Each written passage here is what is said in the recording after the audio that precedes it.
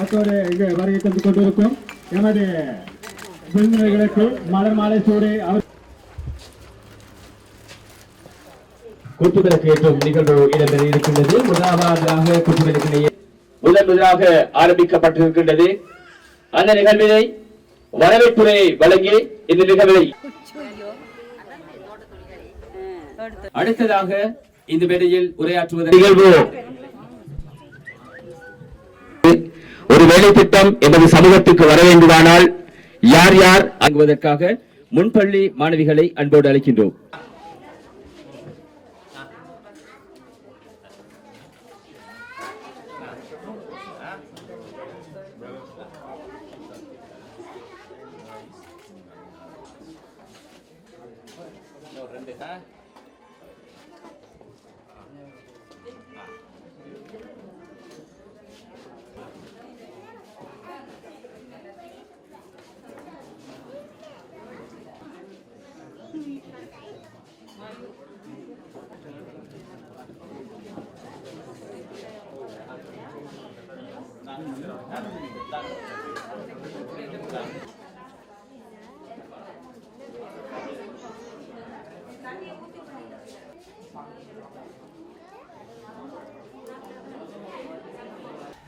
இப்போ ட்ரஸ்ட் நிலையத்தின் பணிப்பாளர் பேசுகிற நேரம் உங்களுக்கு சொன்னார் இந்த திட்டம் எப்படி வந்துச்சுன்னா சொன்னார்.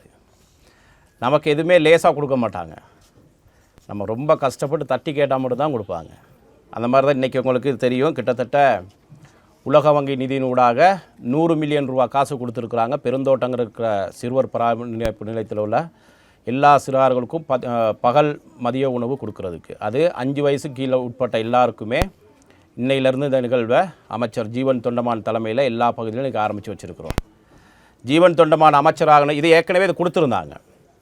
ஜீவன் தொண்டமான் அமைச்சராகன பிற்பாடு தான் பேசி இதை பழையபடி மலையகத்துக்கும் வாங்கினோம். வாங்கி தான் இன்றைக்கி கிட்டத்தட்ட உலக வங்கி நிதியிலேருந்து 100 மில்லியன் ரூபா காசுகள் கொடுத்துருக்காங்க. கொடுத்து இன்றைக்கி கிட்டத்தட்ட நினைக்கிறேன் 1100க்கும் மேற்பட்ட கிளச்சுன்னு நினைக்கிறேன். எல்லா கிளச்சுகளுக்கும் இன்றைக்கி இருக்கிற இந்த சிறுவர் பராமரிப்பு நிலையங்களுக்கும் இன்றைக்கி இந்த திட்டங்களை ஆரம்பிச்சிருக்கிறோம்.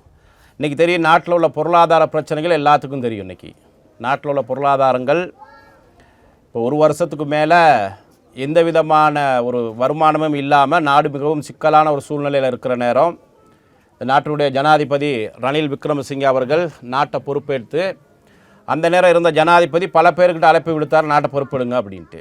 யாருமே அன்றைக்கி பொறுப்பெடுத்துக்கல. இந்த ஜனாதிபதி ரணில் விக்ரமசிங்கே தான் முன் வந்து இந்த நாட்டை பொறுப்பெடுத்தார். பொறுப்பெடுத்த பிற்பாடு உங்களுக்கு தெரியும், இருக்கிற போலிங்கெல்லாம் ஒவ்வொன்றா நின்று வந்துச்சு. இன்றைக்கி ஓரளவுக்கு நாடு ஓரளவுக்கு இன்றைக்கி நிம்மதியாக இருந்து வேலை செய்யக்கூடிய ஒரு சூழ்நிலை ஏற்பட்டிருக்குது. அதில் பெருந்தோட்டங்கிறது உங்களுக்கு தெரியும், நமக்கு 1000 ரூபா தான் சம்பளம். இப்போ இன்றைக்கி பல தொழிற்சங்கங்கள்லாம் உங்களுக்கு தெரியும், லட்சக்கணக்கில் சம்பளம் வாங்குறவங்க அவங்க தான் இன்றைக்கி பெரிய போராட்டங்கள் நடத்திக்கிட்டு இருக்காங்க. ஆனால் இன்றைக்கி 1000 ரூபா சம்பளம் வாங்குகிற நம்ம இன்னும் அப்படி பார்த்துக்கிட்டு தான் இருக்கிறோம் நம்ம. ஏன்னா உங்களுக்கு தெரியும், இந்த 1000 ரூபா சம்பளத்தை வச்சு தான் நம்ம எல்லாமே வீட்டு வாழ்க்கையை அதில் தான் நடத்துகிறோம், பாடசாலைக்கும் பிள்ளைகள் அதில் தான் நடத்துகிறோம், நம்மது நல்லது கெட்டது எல்லாமே அதில் தான் பார்த்துக்குறோம். அப்படி ஒரு சூழ்நிலை தான் இன்றைக்கி நம்ம இருக்கிறோம். ஏன்னா அது பெருந்தோட்ட கம்பெனிகளுக்கு ஏற்பட்ட பிரச்சனைகள் பழைய அந்த 1000 ரூபா சம்பளத்துக்கே நம்ம கோர்ட்டுக்கு போய்ட்டு தான் வாங்கக்கூடிய சூழ்நிலைகள் ஏற்பட்டுச்சு. இன்றைக்கி ஓரளவுக்கு பெருந்தோட்டங்கள்லேருந்து உங்களுக்கு தெரியும், அமைச்சர் ஜீவன் தொண்டமான அமைச்சனூடாக பல்வேறு வேலை திட்டங்கள், நாட்டில் பொருளாதார பிரச்சனையாக இருந்தாலும் இந்திய அரசாங்கத்தோட நிதி உதவியில் பல்வேறு வேலை திட்டங்கள் இன்றைக்கி பெருந்தோட்டங்கள்லாம் ஆரம்பிச்சிருக்கோம். ஏன்னா உங்களுக்கு தெரியும், பெருந்தோட்டம் மற்றவங்கள்லாம் இன்றைக்கி முதல்ல கூறின மாதிரி இப்போ இன்றைக்கி பல்வேறு தொழிற்சங்கங்கள் போராட்டம் நடத்துகிறாங்க. அவங்களாம் லட்சக்கணக்கு சம்பளம் வாங்குறவங்க அங்கே இருக்கிறாங்க. ஆனால் நம்மலாம் 1000 ரூபா சம்பளம் வாங்குகிறோம். 1000 ரூபா தான் நம்ம இன்றைக்கி பெருந்தோட்டத்தில் சம்பளம் வாங்கி தான் இன்றைக்கி அவ்வளோ பொழப்புகளையும் நம்ம நடத்துகிறோம். இன்றைக்கி இப்போ இந்த போராட்டம் நடத்துகிறனால இது சம்பளத்துக்காக எதுக்கும் இந்த தொழிற்சங்கங்கள் இன்றைக்கி போராட்டம் நடத்தலை. என்னென்னா அரசியலுக்காக போராட்டம் நடத்துகிறாங்க. இந்த உள்ளூராட்சி மன்ற தேர்தல் வரணும். உங்களுக்கு தெரியும், உள்ளூராட்சி மன்ற தேர்தல் நடத்துறதுக்கான சூழ்நிலை இன்றைக்கி நாட்டில் இல்லை. ஏன்னா நாடு இன்றைக்கி தெரியும், பாரிய விதியான பொருளாதார பிரச்சனையில் நாடு இருக்குது. அப்படி இருக்கிற நேரம் இன்றைக்கி ஒரு தேர்தல் கேட்குறாங்க. நாங்களும் தேர்தலுக்கு ரெடியாகத்தான் இருக்கோம் எல்லாருமே. அனைவருக்கும் வணக்கம். இன்றைக்கி எனது அமைச்சு ஊடாக ஒரு புதிய திட்டம் ஒன்று ஆரம்பிச்சிருக்கோம். அதாவது கிட்டத்தட்ட 1300 சிறுவர் அபிவிருத்தி நிலையங்களில் சுமார் 23,000 குழந்தைங்களுக்கு பயணம் அமைய ஒரு சத்துணவு திட்டம் ஒன்று கொண்டாந்துருக்கோம். அதாவது ஒவ்வொரு நாளும் கிட்டத்தட்ட ஒரு 6 மாதம் காலகட்டத்துக்கு இலவச காலை உணவு வழங்கப்படும். அது மட்டும் இல்லாமல் இந்த திட்டத்தை கொண்டு வந்ததுக்கு முக்கியமான காரணம் என்னென்னு பார்த்தீங்கன்னா, மலையக பகுதிகளில் சிறுவர்களோட போஷாக்கின்மை விழுக்காட்டு கிட்டத்தட்ட 5% இருக்குது. 5% இருக்கும்போது அதிகமான அளவு குறைபாடுகளும் நம்ம மக்கள் மத்தியில் தான் காணப்படுது. அதனால தான் இந்த வேலை திட்டத்தை கொண்டு வந்திருக்கோம்.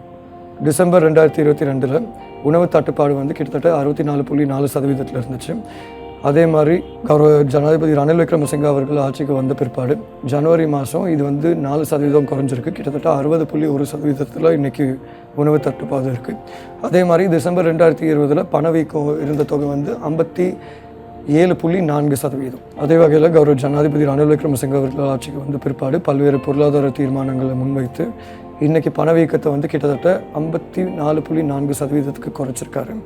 ஆகவே தான் இனிமேல் விலைவாசிகளும் கொஞ்சம் கொஞ்சமாக குறைய ஆரம்பிக்கும்.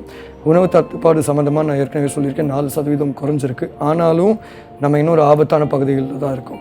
குறிப்பாக சொல்லணுன்னா இன்றைக்கி மலையகத்தை பொறுத்த வரைக்கும் சிறுவர்கள் தான் அதிகமான அளவு பாதிக்கப்படுறாங்க இந்த உணவு தட்டுப்பாடில். ஆகவே தான் உலக வங்கி மூலியமாகவும் சிறுவர் மற்றும் மகளிர் ராஜாங்க அமைச்சு திருமதி கீதா குமாரசிங்க அவர்கள் மூலியமாகவும் இந்த வேலை திட்டத்தை முன்னெடுத்திருக்கோம். கட்டாயம் இது வந்து ஒரு முழுமையான தீர்வை பெற்றுக் கொடுக்காவிட்டால் கூட ஒரு அளவு நம்ம மக்கள் மீது இருக்க இந்த சுமையை குறைக்கும். அது மட்டும் இல்லாமல் இதில் வந்து அனைத்து குழந்தைகளும் கட்டாயம் உள்ளடக்கப்படுவாங்க. அதாவது வயது 1 வயது 5 வரை. இந்த திட்டம் வந்து 6 மாதம் காலங்களுக்கு அமுலில் இருக்கும். அதையும் தாண்டி எதிர்காலத்தில் இந்த திட்டத்தை கொஞ்சம் கொஞ்சமாக எப்படி நிரந்தரம் ஆக்கலாம்னு நாங்கள் பார்த்துட்ருக்கோம். அதையும் கட்டாயம் நாங்கள் நிறைவேற்றுவோம். அது மட்டும் இல்லாமல் நான் ஏற்கனவே சொன்ன மாதிரி இது ஒரு நிரந்தர தீர்வு கிடையாது. ஆனால் இப்போ இருக்க கடினமான காலத்திலேருந்து மக்களை எப்படி காப்பாற்றணும்னு தான் நாங்கள் பார்த்துட்ருக்கோம். இறுதியாக இந்த தருணத்தில் நாட்டின் ஜனாதிபதி கௌரவ ரணில் விக்ரமசிங்க அவர்களுக்கு என்னோட நன்றியை தெரிவிச்சுக்கிறேன். காரணம் என்னென்னா, அவர் இல்லாமல் இந்த சர்வதேச அமைப்புகள் முன்னால் வந்து நம்ம மக்களுக்கு இந்த உதவியை நீட்டியிருப்பாங்களா இல்லையான்னு தெரியாது. அது மட்டும் இல்லாமல் நாட்டின் பிரதமர் கௌரவ தினேஷ் குமார் அவர்கள்கிட்டையும் நன்றியை தெரிவிச்சுக்கிறேன். இறுதியாக அனைத்து அதிகாரிகளுக்கும் அனைத்து அரசாங்க உத்தியோகஸ்தர்களுக்கும் என்னோட மனமார்ந்த நன்றியை தெரிவிச்சுக்கிறேன். மலையக மக்கள் சார்பாக என்றும் நாங்கள் உங்களுக்கு நன்றி, வணக்கம். இப்போது நமது நாட்டில் அனைவரும் எதிர்நோக்கும் பிரச்சனைகள் என்னவென்று நம்ம நாட்டு மக்கள் அனைவருக்கும் தெரியும். பொருளாதார பிரச்சனையினால், பிள்ளைகளுக்கு போசாக்கு இன்மையினால் அவர்களுடைய வளர்ச்சி முற்றிலும் பாதிக்கப்படுகின்றது. எனவே இவ்வாறான போசாக்கு திட்டத்தை எமது சிறுவர் நிலையத்தில் உள்ள பிள்ளைகளுக்கு, எமது தோட்டத்தில் உள்ள அனைத்து பிள்ளைகளுக்கும் இதை ஆரம்பித்து வைத்த கௌரவ ஜீவன் தொண்டமா அவர்களுக்கு மிகவும் மனமார்ந்த நன்றியை நாம் கூறிக்கொள்கின்றோம். எனக்கு இந்த பொருளாதார ரீதியால் ரொம்ப கஷ்டப்பட்டிருக்கோம். அதோட பிள்ளைகளுக்கு நேரத்துக்கான சாப்பாடு, அந்த போசாக்கான சாப்பாடுகள் எங்களுக்கு செஞ்சு கொடுக்க எல்லாமே இருக்குது. ரொம்ப கஷ்டத்துலேயும் நாங்கள் பிள்ளைகளுக்கு சாப்பாடு சத்தான சாப்பாடு செஞ்சு கொடுக்க எல்லாமே இருக்குது. எங்களுக்கு இந்த சாப்பாட்டுகளை பிள்ளைகளுக்கு நேரத்துக்கு போசாக்கான சாப்பாடுகளை கொடுத்ததுக்கான ஜீவன் தொண்டமான் அவர்களுக்கு கோடான கோடி நன்றிகள். அத்தோடு பிள்ளைகளுக்கு நல்ல போசாக்கான சாப்பாடு கொடுக்கறதுக்கான கையில் நமக்கு இயலாமல் இருக்கிறதோடு அத்தோடு எங்களுக்கு இந்த பொருளாதார ரீதியாலையும் ரொம்ப பாதிப்படைஞ்சிருக்கோம், ரொம்ப கஷ்டப்பட்டிருக்கோம். எனக்கு இந்த சாப்பாடுகளை கொடுத்து உதவுக்கு மீண்டும் இந்த மாதிரி சாப்பாடுகளை கொடுத்து உதவுமாறு கேட்டுக்கொள்கின்றோம். ஜீவன் தொண்டமானுக்கும் நன்றி. இவ்வளோ உதவி செஞ்சதுக்கு அவர்களுக்கு சேருக்கு நன்றி செய்கிறேன். அதோட எங்கள் பிள்ளைகளும் போசாக்கான சாப்பாடை சாப்பிட்றதுக்கு உதவி செய்கிறோம்.